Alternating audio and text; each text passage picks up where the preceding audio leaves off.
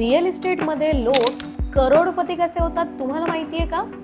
कारण ते पूर्ण पैसे लावत नाहीत, तर ते करतात लिव्हरेज. नमस्कार मित्रांनो, मी संपदा आणि तुम्ही पाहताय तुमचं आवडतं प्लॉट ज्ञान. आणि आजच्या व्हिडिओमध्ये मी तुम्हाला सांगणार आहे की लिव्हरेज म्हणजे नेमकं काय, तेही अगदी सोप्या भाषेत. तर सोप्या भाषेत जर सांगायचं झालं की लिव्हरेज म्हणजे काय, तर दुसऱ्यांच्या पैशांनी आपला प्रॉफिट वाढवणं. आणि खरं सांगायचं झालं तर रिअल इस्टेटमध्ये हा सगळ्यात स्ट्रॉंग टूल आहे. आता हे कसं ते समजून घेऊया.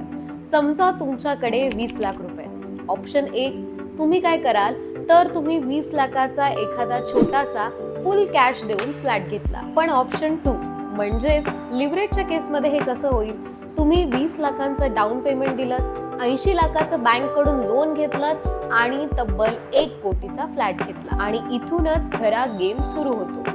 समजा जर तुमच्या प्रॉपर्टीची किंमत फ्युचरमध्ये 1 करोड वरून 1.2 CR झाली तर तब्बल 20% ग्रोथ. आणि कॅश केसमध्ये काय होईल तर 20 लाखांचा फ्लॅट तुम्हाला जवळपास 24 लाखाला, म्हणजेच 4 लाखाचं प्रॉफिट. म्हणजेच काय तर सेम पैसे वापरून 5 पटीचा प्रॉफिट. पण हे वाटतंय तितकं रिस्की नाहीये असं नाही बरं. पण थांबा, हे काही कुठलं मॅजिक नाही. तर तुम्हाला तुमच्या लोनचे EMI भरावे लागतात. मार्केट जर खाली पडलं तर तुमचा लॉस सुद्धा वाढतो. आणि जर तुम्ही रॉंग प्रॉपर्टी घेतलीत तर तुम्ही जास्त ट्रबल मध्ये फसू शकता. म्हणून लिव्हरेज सुद्धा स्मार्ट पद्धतीने वापरता आला पाहिजे. आता एखादा स्मार्ट इन्व्हेस्टर अशा केसेसमध्ये काय करतो ते बघूया. तर स्मार्ट इन्व्हेस्टर हाय ग्रोथ एरिया निवडतो. त्यांचं रेंटल इन्कम त्यांचा EMI कव्हर करतं का हे पाहतात आणि त्यांची प्रॉपर्टी लॉंग टर्म होल्ड करतात.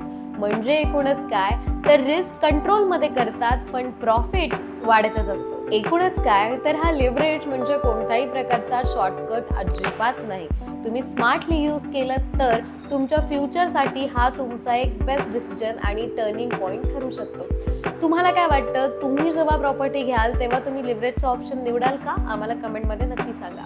व्हिडिओ आवडला असेल तर व्हिडिओला लाईक करा, शेअर करा आणि अशाच नवनवीन व्हिडिओसाठी तुमच्या आवडत्या प्लॉट ज्ञानला सबस्क्राईब करायला अजिबात विसरू नका.